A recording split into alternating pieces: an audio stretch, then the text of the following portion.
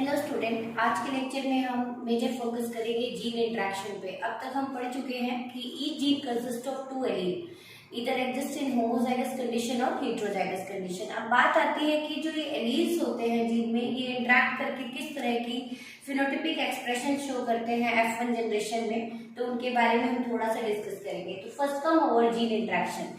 What do you mean by gene interaction?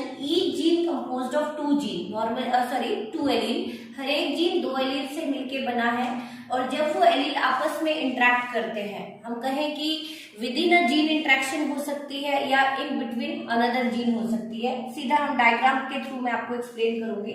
Suppose this is homologous pair of chromosome, एक set of chromosome है, suppose chromosome number 1 and this is chromosome number 2।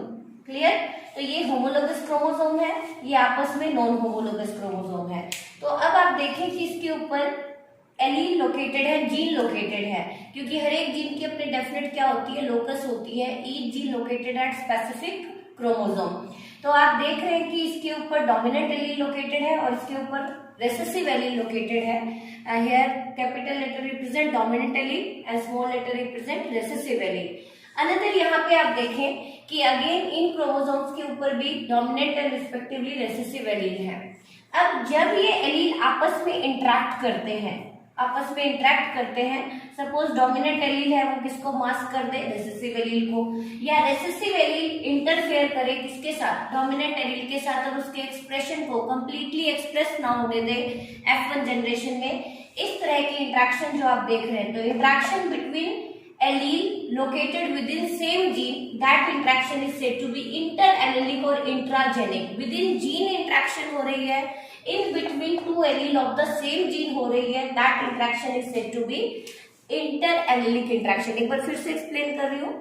each gene consists of two allele, जब आपस में within same gene interaction होती है, in between two allele of the same gene interaction होती है, and that interaction is said to be interallelic, और within gene हो रही है, that's what is said to be intragenic interaction.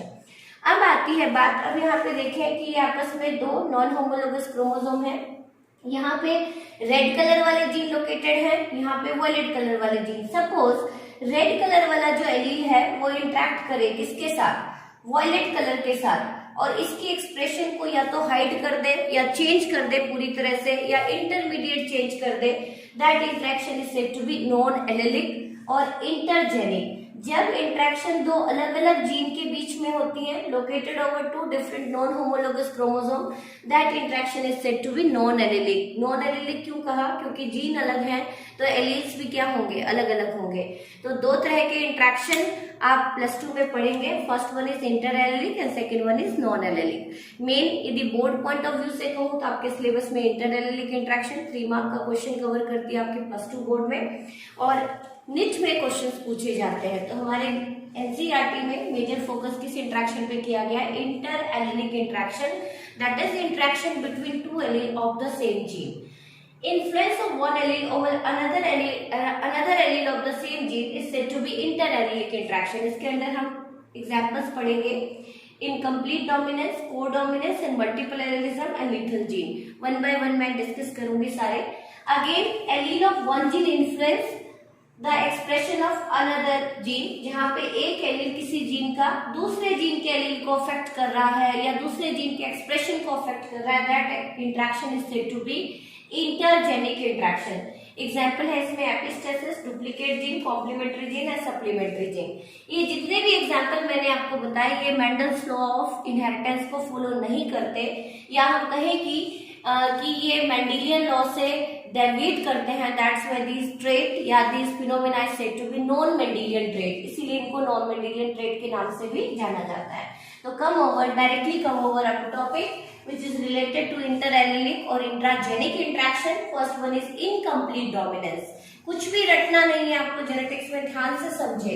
Incomplete dominance, Mendel का first law क्या कहता है कि F1 जनरेशन में सिर्फ कौन से ट्रेट आते हैं बेटा, अकॉर्डिंग टू मेंडल।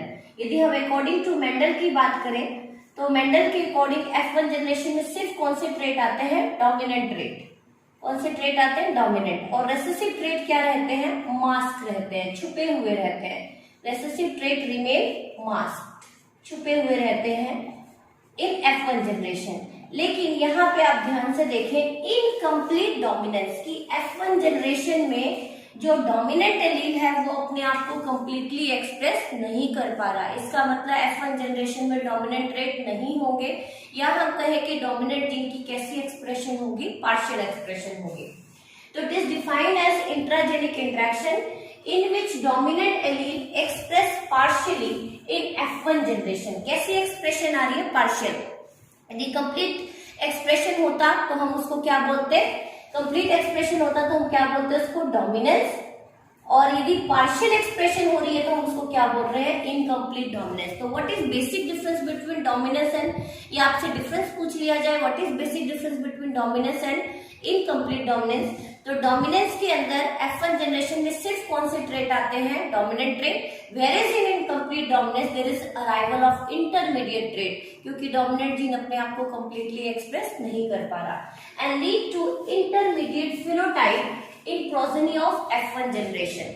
जैसे यहाँ पे यदि मैं आपको बात करूं, डोमिनेंस की बात करूं, टॉल और डॉर्फ को क्रॉस कराया था तो F1 जनरेशन में कौन से ट्रेट आए थे बेटा? सिर्फ टॉल आए थे, वेदर इन प्योर कंडीशन और इन हेट्रोजाइगस कंडीशन। सभी के सभी प्रोजेनी कैसे आए थे आपके पास? Heterozygous tall.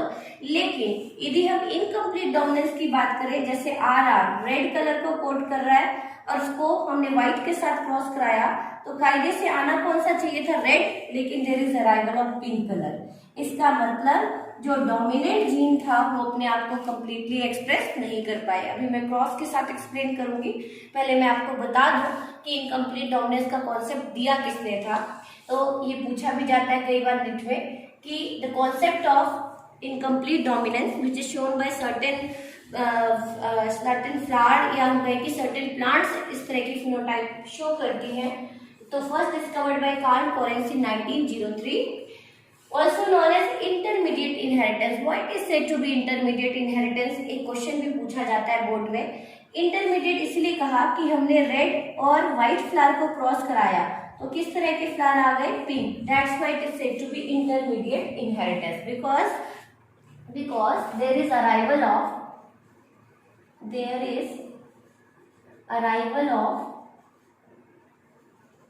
intermediate phenotype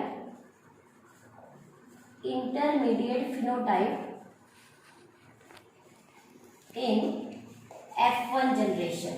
F1 generation में कैसे फिनोटाइप अपीयर हो रहे हैं बेटा?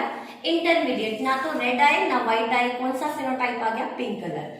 What is the reason behind incomplete dominance? किस वजह से आ सकती है इनकम्प्लीट डोमिनेंस? ध्यान से सुने। Partial expression of dominant gene. Dominant gene ने अपने आप को कंप्लीटली एक्सप्रेस नहीं किया। रेड पिगमेंट बनाना था लेकिन रेड पिगमेंट इतना लार्ज अमाउंट में नहीं बन पाया, तो किस तरह के ट्रेट आ गए? फेंट रेड कलर आ गया, फेंट रेड जिसको आप पिंक कह सकते हैं। Partial conversion of substrate into product. आपको थोड़ा सा यदि मैं रिकैप कराऊं तो डीएनए, एक्चुअल में जीन क्या होते हैं बेटा? डीएनए होते हैं। डीएनए से क्या बनता है? आरएनए, और आरएनए से क्या बनता है? Protein, which is said to be central dogma of molecular biology. DNA to RNA is transcription, RNA to protein is translation. तो हर एक जीन जो अपने को एक्सप्रेस करता है, किस फॉर्म में एक्सप्रेस करता है? By forming protein. तो here enzymes also belong to protein, या आप कहें कि all enzymes are proteinaceous in nature, जो सबस्ट्रेट को किसमें कन्वर्ट करते हैं? प्रोडक्ट में। जो किसमें कन्वर्ट करते हैं? प्रोडक्ट में। तो अब आप खुद ही देखें कि यदि सपोज कोई डोमिनेंट जीन है, उसने लेस एंजाइम बनाया, लो अमाउंट में एंजाइम बना, तो सबस्ट्रेट फाइनली प्रोडक्ट में कन्वर्ट नहीं होंगे। यदि नहीं बनाया तो प्रोडक्ट बनेंगे ही नहीं, और यदि बहुत ज्यादा एंजाइम्स बने हैं तो there is lot of amount of product form during reaction या conversion of substrate into product. तो फ्लावर कलर, यहाँ पे हम बात करते हैं पार्शियल कन्वर्जन। तो जितना सबस्ट्रेट प्रोडक्ट में कन्वर्ट होगा, जितना ज्यादा पिगमेंट बनेगा उतना ही डार्क कलर आएगा। लेकिन यदि प्रोडक्ट लेस बन रहे हैं, पिगमेंट लेस बन रहे हैं, तो किस तरह के ट्रेट आ गए? Pink trait. Interaction of recessive allele with dominant. अभी मैंने बताया आपको कि यहाँ पे एलील थे आर डोमिनेंट और स्मॉल आर रेसेसिव। ये यहाँ पे किसको कोड कर रहा है बेटा? व्हाइट को। ये किसको कोड कर रहा है? रेड को। लेकिन यदि ये इसके साथ इंटरफेयर करना शुरू कर दे, इसके साथ इंटरेक्ट करना शुरू कर दे और इसके कैरेक्टर कंप्लीटली एक्सप्रेस ना हो पाए, तो किस तरह की फिनोमेना डेवलप होती है? Incomplete dominance. तो there is There are three reasons behind incomplete dominance. First one is partial expression of dominant gene. Second one is partial conversion of substrate into product. And third one, there is interaction between recessive allele या recessive allele sometimes interfere with dominant allele, ताकि dominant allele completely अपने आप को express ना कर पाए और किस तरह की phenomena appear हो जाए incomplete dominance. Example है कुछ फ्लावर कलर इन Snapdragon plant, dog plant, antirrhinum majus plant. Confuse मत होना, ये तीनों ही एक ही प्लांट के नाम है. Antirrhinum majus is scientific name. It is also said to be snapdragon और डॉग प्लांट, क्योंकि इसके फ्लावर का जो शेप है इट रिजेंबल टू डॉग के फेस से रिजेंबल करता है. That's why it is said to be dog flower, snapdragon flower, या इसका साइंटिफिक नेम है Antirrhinum majus plant. Flower colour in Mirabilis jalapa which is said to be 4 o'clock plant, क्योंकि इसकी blooming 4 o'clock होती है. इसके अंदर भी किस तरह की फिनोमेना शो होती है, incomplete dominance. And most important feather colour in Andalusian fowl, जो पोल्ट्री फार्म होते हैं जहां मुर्गी पाली जाती है, पोल्ट्री फार्मिंग की जाती है. तो एंडलूसियन फाउल की कैरेक्टरिस्टिक फीचर है जो मैं भी आपको क्रॉसिंग के थ्रू एक्सप्लेन करूंगी. Next come over example of incomplete dominance. अभी बताया मैंने कि कुछ स्पेशल प्लांट्स हैं, कुछ स्पेशल फाउल हैं, एनिमल्स हैं जो इस तरह की फिनोमिना शो करते हैं, इंटरमीडिएट इनहेरिटेंस शो करते हैं in F1 generation due to incomplete dominance. तो अब आ जाते हैं सबसे पहले flower colour in Antirrhinum majus plant which is also said to be snapdragon और डॉग प्लांट, और flower colour in Mirabilis jalapa plant which is commonly said to be 4 o'clock plant. यदि मैं थोड़ा सा आपको बताऊं तो नेटिव ये जो प्लांट्स हैं इसके अंदर नेटिव स्टेट में 2 कलर के फ्लावर्स होते हैं, रेड एंड व्हाइट. रेड यहाँ पे डोमिनेंट है, इसीलिए हमने इसको किससे रिप्रेजेंट किया, कैपिटल लेटर से. व्हाइट यहाँ पे कैसे ट्रेट है, रेसेसिव. तो प्योर स्टेट में यदि हम कोई भी एग्जाम्पल ले लें, चाहे एंटीराइनम आ जाए, मिराबिलिस, कंफ्यूज मत होना. फ्लावर की शेप और पैटर्न अलग होती है लेकिन कलर दोनों में नेटिव स्टेट में कौन सा होता है, रेड एंड व्हाइट. तो यदि आपको बुक में सपोज एंटीराइनम दिया है और आपसे मिराबिलिस जलापा पूछ लिया जाए तो आप बिल्कुल कंफ्यूज मत होना. दोनों का नेटिव स्टेट में फ्लावर कलर क्या होता है, रेड एंड व्हाइट. सिर्फ पैटर्न और फ्लावर की शेप क्या होती है, चेंज होती है. तो red flower is dominant trait and white flower is recessive trait. तो मिराबिलिस जलापा प्लांट का एग्जांपल मैं आपको एक्सप्लेन कर देती हूँ. Having trait red and white flower in native state, this P generation, here P stand for parental generation. Now according to law of segregation, law of segregation क्या कहता है बेटा कि गैमेट जब बनते हैं तो ईच गैमेट रिसीव 1 एलील. हर एक गैमेट के अंदर कितने एलील पहुंचते हैं, 1 एलील इन प्योर फॉर्म. इसीलिए law of segregation also said to be law of purity of gametes. This undergo crossing, इसकी क्या करा दी हमने, क्रॉसिंग. तो हमारे पास कौन सी जनरेशन आ गई बेटा, तो when crossing is done between parental generation we obtain F1 generation. कौन सी जनरेशन आ गई हमारे पास, फर्स्ट फिलालियल जनरेशन. जिस तरह से मैं लिख रही हूं इसी तरह से आपको क्रॉस डिजाइन करने हैं, आपके पेपर में आ जाएगा. अब F2 ऑब्टेन करने के लिए हम F1 जनरेशन की क्या कराते हैं बच्चों, सेल्फिंग कराते हैं. Selfing is done. What you mean by selfing, same trait वाले इंडिविजुअल के साथ क्रॉस कराना. तो ये हमने करा दी सेल्फिंग. अब यहाँ पे क्या बनेंगे बेटा, दिस इज एक्चुअल में ये कौन सी जनरेशन है, F1. तो this is crossing selfing of F1 generation. Selfing of F1 generation to obtain F2 generation. जैसे हम अपने मदर फादर की कौन सी जनरेशन है, F1. ग्रैंड मदर फादर की कौन सी जनरेशन है, F2. तो पेरेंटल जनरेशन की क्रॉस कराया तो आपको कौन सी जनरेशन मिली बेटा, F1. अब यहाँ पे ध्यान से देखें कि लॉ ऑफ डोमिनेंस कहता है कि F1 में कौन से ट्रेट आएंगे, डोमिनेंट ट्रेट. लेकिन यहाँ पे कौन से ट्रेट आए, all flowers are pink in colour. कैसे ट्रेट आ गए, पिंक कलर. तो कुछ साइंटिस्ट ऐसा मानते थे उस टाइम तक कि यहाँ पे ब्लेंडिंग हुई है, रेड और व्हाइट को मिक्स कर दिया तो कौन से ट्रेट आ गए, पिंक. तो एक बार क्वेश्चन भी बोर्ड में आया था बेटा 2 मार्क का कि क्या हम इनकम्प्लीट डोमिनेंस को ब्लेंडिंग इनहेरिटेंस कह सकते हैं. यदि ब्लेंडिंग इनहेरिटेंस ये होता तो F2 जनरेशन में कैसे ट्रेट आते हैं अभी मैं आपको बताती हूँ. ध्यान से देखें, this undergo gamete formation. each gene segregate at the time of gamete formation and each allele reach to specific gamete. Clear? तो कितने गैमेट बन गए यहाँ पे? 4। तो अब हम इसकी क्या कराएंगे? पुनेट स्क्वायर डिजाइन करेंगे। ये बना लिया हमने पुनेट स्क्वायर। आपको पता ही है कि हम यहाँ पे रिप्रेजेंट करते हैं, ये रो है मेल गैमेट को, और इधर हम रिप्रेजेंट करते हैं फीमेल गैमेट को, which is also said to be checker board. तो हमने ये डिजाइन किया चेकर बोर्ड, और हमारे पास गैमेट क्या आए हैं? ध्यान से देखें आप, capital R, small R, capital R, small R. जब आप इसकी क्रॉसिंग कराएंगे तो आपके पास क्या आ जाएगा? Capital R, capital R, capital R, small R, capital R, small R and small R, small R. ये आपके पास कौन सी जनरेशन आ गई बेटा? F2 generation. कौन सी जनरेशन आ गई? F2 generation. अब आप देखें कि F2 जनरेशन में कितने प्रोजेनी ऑब्टेन हुए हैं अपने? 4। एक है कैपिटल आर, कैपिटल आर, इसकी जो फिनोटाइप है ये क्या होगी? Red. Capital R, small R, कैसी फिनोटाइप होगी? Pink. Again capital R, small R, इसकी फिनोटाइप कैसी होगी बेटा? पिंक। और स्मॉल आर की कैसी होगी? व्हाइट। कैसी फिनोटाइप होगी? व्हाइट। तो अब आप ध्यान से देखें कि यदि ये ब्लेंडिंग इनहेरिटेंस होता तो क्या F2 जनरेशन में व्हाइट और रेड कलर दोबारा से अपीयर होते? नहीं होते। तो आपसे पूछा जाए क्या इनकम्प्लीट डोमिनेंस को ब्लेंडिंग इनहेरिटेंस कहना करेक्ट होगा? यस और नो? नो, क्योंकि if it is blending inheritance then there is no arrival of parental trait in F2 generation. तो आपकी रेशियो क्या रही है यहाँ पे? तो next come over phenotypic ratio. Phenotypic ratio of F2 generation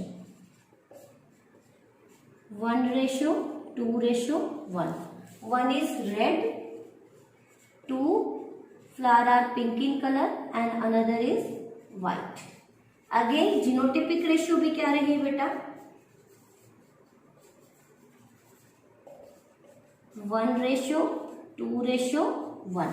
तो आपसे पूछा जाए 3 तरह के क्वेश्चन पूछे जा सकते हैं। एक तो explain incomplete dominance in Mirabilis jalapa या एंटीलाइनम प्लांट, और name the cross in which both phenotypic and genotypic ratio are similar. तो किसमें सिमिलर रहता है, किस फिनोमेना में इनकम्प्लीट, और क्या इसको ब्लेंडिंग इनहेरिटेंस कहना ठीक रहेगा। तो एक एग्जाम्पल हमने प्लांट के रिस्पेक्ट में कर लिया, एक एग्जाम्पल हम एनिमल के रिस्पेक्ट में कर लेते हैं, बर्ड का एग्जाम्पल ले लेते हैं। तो next come over Andalusian foul.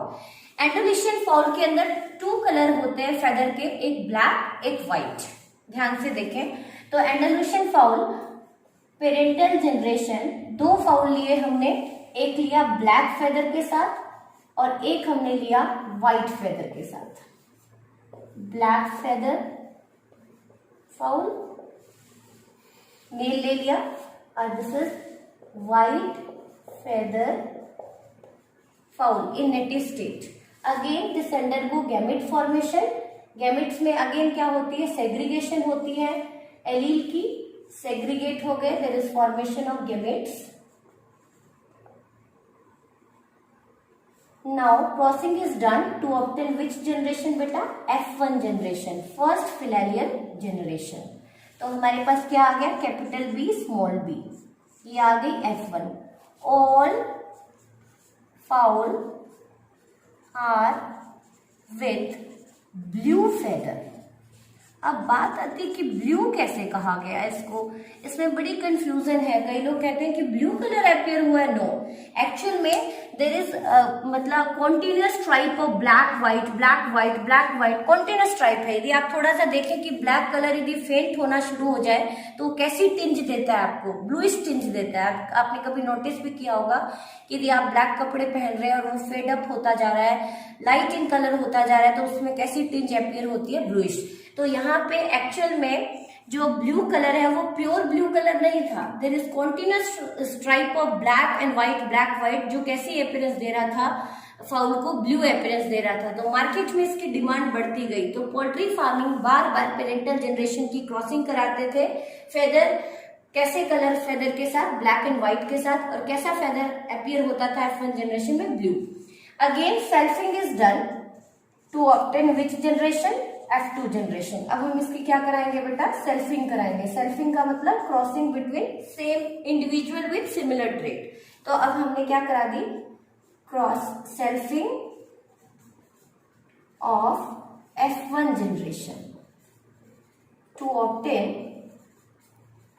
F2 generation. अब यहाँ पे हमारे क्या बनेंगे, गैमेट्स बनेंगे, capital B small B, capital B small B.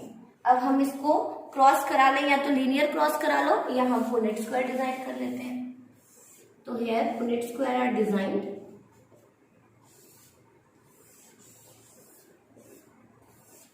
Capital B small B, capital B small B. यहाँ पे आप क्रॉस कराते हैं तो क्या आता है, capital B capital B, capital B small B, capital B small B and small B small B. ये हमारे पास कौन सी जनरेशन आ गई बेटा, F2 जनरेशन।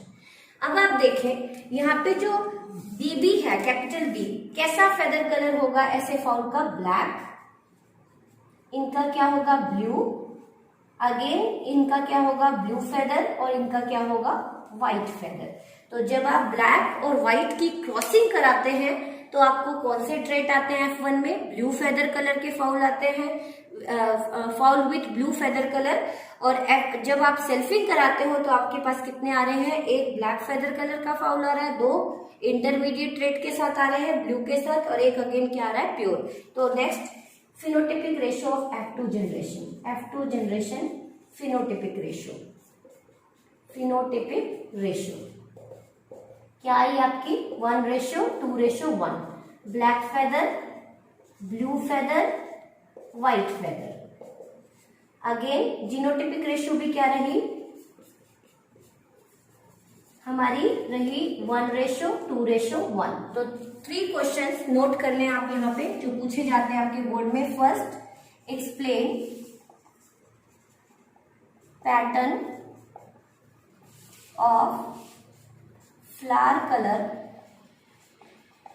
इन antirrhinum plant, antirrhinum majus plant. तो आपको इसमें क्या एक्सप्लेन करना है बेटा, इसमें एक्सप्लेन करना है आपको ये क्रॉस पूरा का पूरा डिजाइन करके एक्सप्लेन करना है up to phenotypic and genotypic ratio of F2 generation.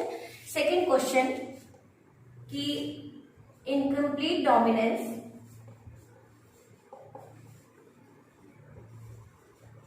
is said to be blending inheritance,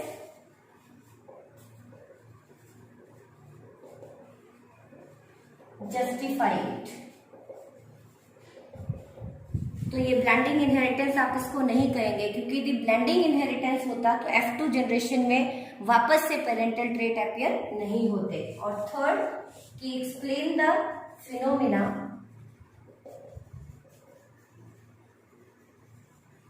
in which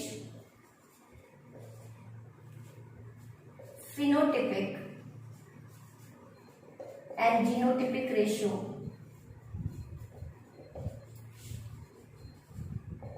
are similar। जिसके अंदर फिनोटिपिक और जीनोटिपिक रेशियो सिमिलर है उसको एक्सप्लेन करो। तो आप कौन से फिनोमेना को एक्सप्लेन करेंगे, incomplete. And last question, differentiate between dominance and incomplete dominance. तो डोमिनेंस का कॉन्सेप्ट किसने दिया था बेटा, मेंडल ने, और इनकम्प्लीट डोमिनेंस का कॉन्सेप्ट किसने दिया था, कॉरेन ने। तो ये था हमारा टॉपिक आज इनकम्प्लीट डोमिनेंस का। कल के लेक्चर में हम पढ़ेंगे codominance in multiple allelism, which also belong to category of intragenic interaction और inter allelic interaction. Thank you.